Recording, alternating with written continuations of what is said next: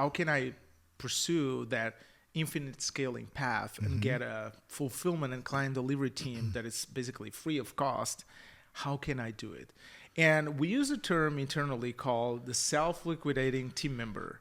And basically what it says is that the way we think about fulfillment, the way we think about client delivery, each team member, and when I say team member, I'm talking about the ones that do client work or client-facing work, client success managers, account managers, coaches, they should be able to generate enough revenue to at least cover their salary. Same mindset you have when running ads. You're going into the unknown, but you feel like you can make a return on your ad spend.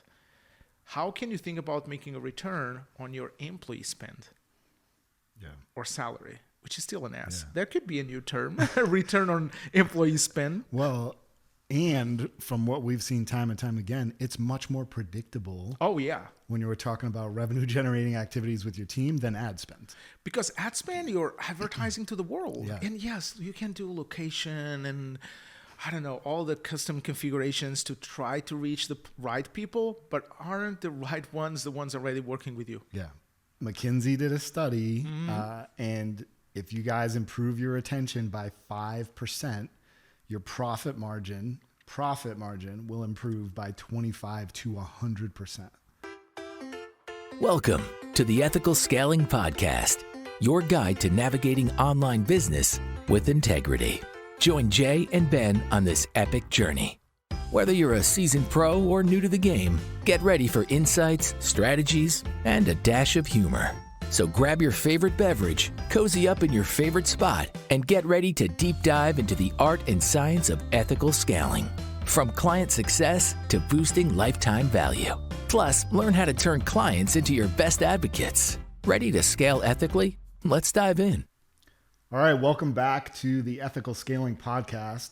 Today, what we're going to get into is how to scale your fulfillment team for free. And if that isn't clickbait, I don't know what is. Now everyone is waiting for free. What's in it for me? Some kind of a scam? But it's true. It's true. If we think about it, and that's what we're going to cover today, you can actually do it. And I call it internally when we're working with clients, the path to infinite scaling. And basically what I want to say with that core cheesy approach is that if you want to scale your business, and if you now understand the importance of scaling it from client delivery standpoint first or at the same time, that's up to you.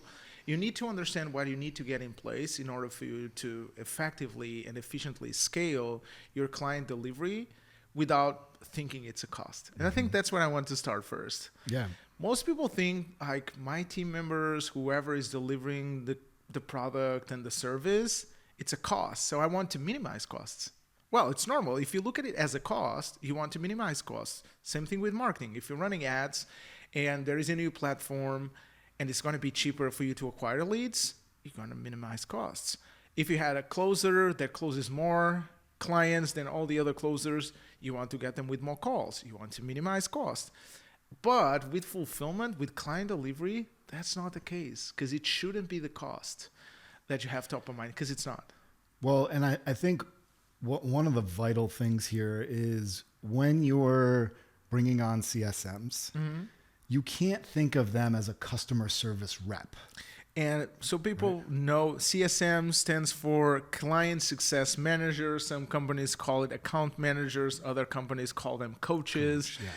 Just so that everyone knows what we're talking about. Yeah, but they're not customer service reps. They're not someone that, you know, a client comes in and they say jump and the CSM says, how high should I jump? You know, it's not that. This has to be someone who is comfortable in sales conversations. In any conversation, basically. Yeah. They don't need to be a closer, a trained closer, but they have to be willing to ask for testimonials, ask for referrals, have upsell and renewal conversations. Like that's a must. And you can challenge clients. Yeah, challenge clients, have tough conversations. Like that all has to be laid out on the table in any offer. Really. So basically, that's the who. If people are thinking about how can I pursue that infinite scaling path and get a fulfillment and client delivery team that is basically free of cost, how can I do it? And we use a term internally called the self-liquidating team member. And basically what it says is that the way we think about fulfillment, the way we think about client delivery, each team member, and when I say team member, I'm talking about the ones that do client work or client-facing work, client success managers, account managers, coaches, they should be able to generate enough revenue to at least cover their salary. I just want to take a second here because the concept is quite simple, and we'll discuss the how, but you know the who. Ben explained the who really well. Now you understand the what, because you understand the concept. We can talk about a little bit about the how. How can we think about that process a little bit? Well, and just real quick, a typical client success manager or coach or account manager salary is going to be, anywhere from 60 to 85, 90K, right? Depending on the offer, their experience, all those kinds of things. And we're talking about a full-time client success manager. Nothing wrong if you need to go part-time first and you need to ramp them up. Depends on where you are, business-wise, revenue-wise, number of new clients a month. But again, at the end of the day, and we're not going to spend the whole episode today talking about comp structures. For those that are really interested in discussing that, send us an email, send us a message, or we can record another episode where we go through it. But the way I think about the whole process is like Ben said, we have a baseline. And as soon as we run the numbers, you'll see that paying someone 60 to 90K a year, it's going to be much less than what they're going to be able to generate. But over time, the more they grow in the company, the more upside you can give them. That's something you want to keep in mind. If you want to retain top talent and someone that is fully committed to your mission and vision, you need to think, how can I give them more upside without giving the downside only to the company? So the company gets downside and the employees get upside. No. How you can create that barbell strategy where you can give them the risk, but also the reward. That's going to be something for you to brainstorm. But I think even before you think about going through stage 2 of your support team, how can you set up stage 1 for your support team so that we can have those team members that can absolutely crush it in a way that is very, very profitable too? Yeah. So when we talk about self-liquidating team member, right, we have to look at RGAs or revenue generating activities, right? So do you want to talk a little bit about, how you approach that, strategy around that? Yeah, I think we'll do that. And then I will talk about some wrong implementations and misconceptions I've seen working with clients. But RGAs, like Ben said, revenue generating activities are typically reviews, online reviews, testimonials / case studies, and then referrals and upsells. An upsell is, or a renewal, is also a revenue generating activity. So those are the 4. And people ask me, what's the tactic we can use to get those 4 in place? How can I get more referrals? How can I get more upsells? For me, the result of those 4 potential scenarios is just a byproduct of how good your journey is. Yeah. And your journey will be as good as it can be based on the journey, on the product, and on the delivery side of things. Well, and just real quick, to give you guys some real-time kind of stats, just last week, so it's been 3.5 years that we've had this offer. Just last week, we got 3 referrals, like really amazing referrals. We didn't ask for them, and we do ask. But again, this is like the compounding effect of taking care of your clients, refining the journey, listening to feedback, improving your team. Like that's the byproduct. And basically there is something that I really embody and I want my team to embody. And I tell this to our clients every single week. Your clients don't care how much you know until they know how much you care. And we do care about our clients. I take results personally, maybe too much at times, but for me, it's really important for our clients to be successful. And that will create those revenue generating activities. It's funny because one of the referrals you're talking about, same week, he sent us a referral and we're booking the renewal conversation. So we got 2 RGAs the same week for the same client. Yeah. It's just impressive when the goodwill is there, magic happens. And I think it's just a whole nother topic. But think about the relationship you have with your clients being a goodwill bank account. You need to deposit goodwill first before you're able to ask for something in return. Yeah. So if at the moment you feel like getting RGAs is challenging, you haven't been depositing goodwill. That's what you need to address. And that's why having the right team in place, it's going to be important, because they're going to deposit goodwill and then you can ask for something in return. And when I look at the goodwill concept, it's quite simple. Are we creating the right touch points? Are we managing expectations? And again, like Ben said, and I want to talk about the misconception here. I've seen people that work with us, they get the concept, we create the structure, we create everything for them to be successful. But then when they're doing the implementation, they go the cheap route. It's like, oh, maybe I can hire some VAs somewhere overseas. I can get VAs to do that work. They will do the RGAs.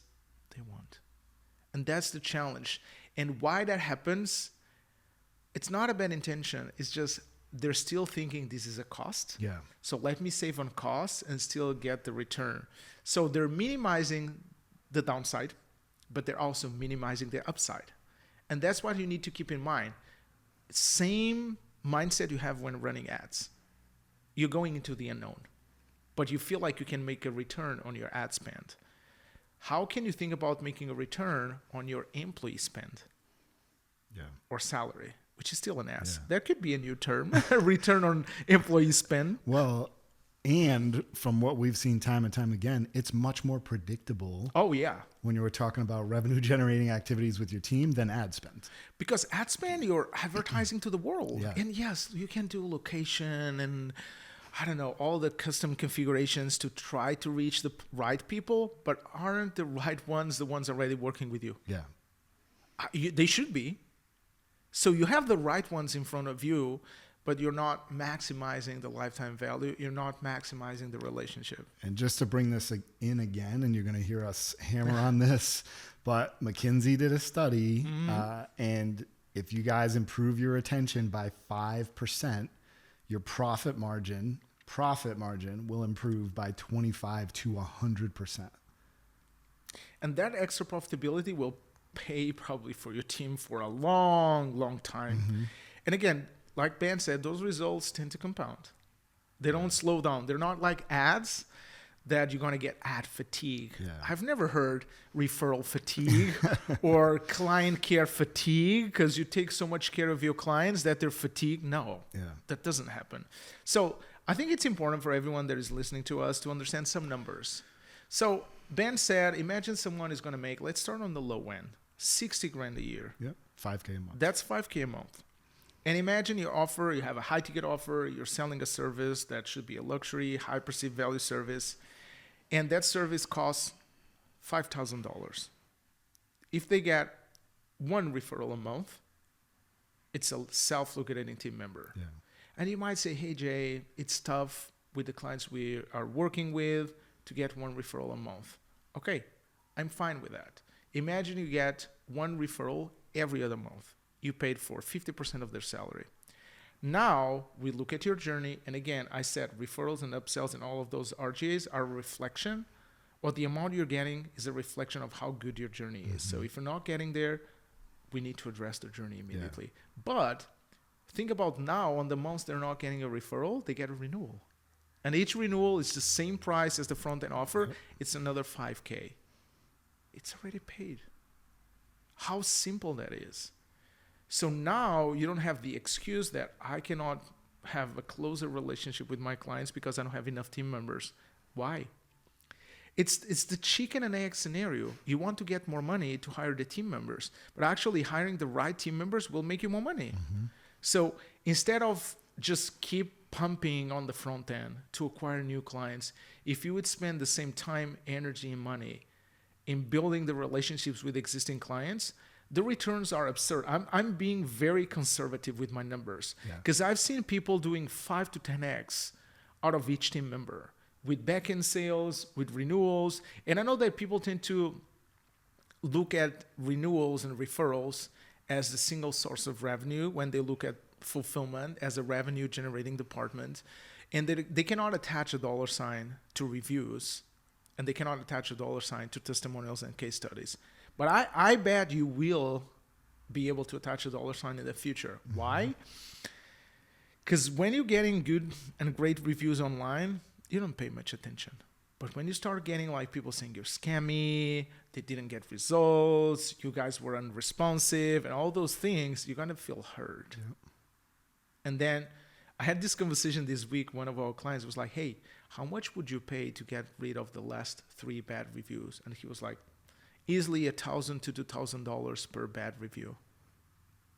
So if we had the right client success manager taking care of that, being proactive and not reactive, those reviews won't be there. So if the same client would save you from those 3 reviews in a month, again, another $6K. So instead of being self-liquidating, they're already 2x. They're making twice the revenue compared with how much they're making. Yeah.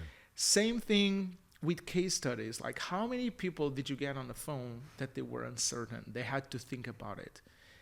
As a follow-up, you just send them the right case study, someone that was thinking about the same, what we call could be a milestone testimonial approach, where they can see how the client shows up for onboarding, how the client did show up for milestone 1, milestone 2, and the end goal, and how much they changed throughout the journey, and they can have that ownership experience. Wow, this feels amazing. This is not theory. There are clients actually going through the same. I'm not a special snowflake. Yeah. Well, and you know, we wanted to share about one of our clients, right? You've been working with them. They recently launched their back end offer. Tell us about that. The results were just absurd. Like, they launched it a month ago, and they already sold, I think, 12 back-end clients, which, again, it's not a crazy offer. It's just a renewal. Yeah. So the same thing the clients purchased on the front end, they just buy it for a longer period of time as a back-end offer, as another option for them to purchase something. And they sold, I think, 12, which means they already made 2x on the investment they made to work with us. With the system, there's going to be evergreen, and it's going to keep generating money over and over again. Well, before they launched the back-end offer, they actually reached out to us. Hey, guys, we're not going to stop at the 6-month mark. We're just going to keep going. And I get it, because it's like, I understand how much you guys are giving from a value standpoint and how much it can help us scale ethically, because they use the word, we want to do it ethically. We know that we want to give our clients a great experience. We want to treat them well. And if I want to tell you guys like a main idea here, keep it simple. That was one of the things that worked well for them. Is like, how can we keep it very simple and allow them to just buy more of what they have? But how do they know what the clients want? Well, they had to reach out to clients and have those conversations. Yeah. Market research with existing clients, and the majority of clients said, I want proximity. I want to spend more time with you guys. And because we knew that, as soon as we started working together, our first step was to rebuild their delivery team, because they had a delivery team, but it was group calls, group channels, group community, and a couple of experts here and there supporting the clients, but there was no one-on-one support. So our first goal, which I think took us around 2 months, was to define what the journey should look like, what are the possible implementation pathways, how the tracking can be installed and easy, so that every team member could be tracking the clients they're overseeing. And then what does the team need to look like in order for them to get all those things in place? After that was done, we defined what the job description should be for that role, and they started hiring. And as soon as they started hiring, we trained the team on the basics. We trained them on the system, on the tracking side of things, and then on RGAs. That was actually one of our first activities with the team, was training them on RGAs, revenue generating activities. They got it. We trained them on escalation, because again, a team member, we're focusing on generating revenue, but they can also actually save lost revenue. Yep. And I'm not even running those numbers. And most online companies know how much they're losing by not collecting cash and by getting cancellations and refunds. So if I add that, your team member is not self-liquidating, is already making you 5x probably. So we started there, and as soon as they start getting assigned to clients, it was a completely different game. It was just brutal. I listened to a couple calls because we do review calls. We give them feedback. And the clients were just in love. I think what was mind-blowing to me, even existing clients that weren't assigned to CSMs, the CSMs reached out to them to book a one-on-one and see where they are in the journey and do some expectation management. Could we train them on expectation management? At the end of those calls, clients were already in love with the idea of having a one-on-one accountability CSM, client success manager. And what they did out of that first call was to book a follow-up call closer to the end of the front-end journey. They give them an action plan, something they should be focused on, and they planted the seeds for spending more time with the client success manager. And that's impressive because we think, only for new clients that will work with the CSM, they will see the value. No. All the calls I've watched, everyone saw value in having a CSM. And again, I think it's important for you to understand how simple this is. But when you understand that the returns are going to be so big, it's totally worth it. And sometimes you need to pause for a second. It's like, cool, how can I sustain maybe marketing and sales for a few months, 2 or 3? We will generate revenue from our existing clients. We'll set up a team. And then we can just use that revenue, which is new revenue, to actually fund more acquisition. And I think this is exactly where they are at the moment, because they generated this money from existing clients and now they keep funding new clients. So that you guys understand, we're on the probably month 4. First 2 months was just to get all these pieces in place and hiring the first 2 CSMs. They're now at 5 CSMs already. They have now a team of 5 client success managers. They already have clients assigned. They're already having upsell conversations. And over the next year, they will probably do a few million in renewal sales, which is going to act as a safety cushion. So if I think about the client success manager is your safety cushion. Awesome. All right, guys. Well, that's what we got for today. We'll see you next time.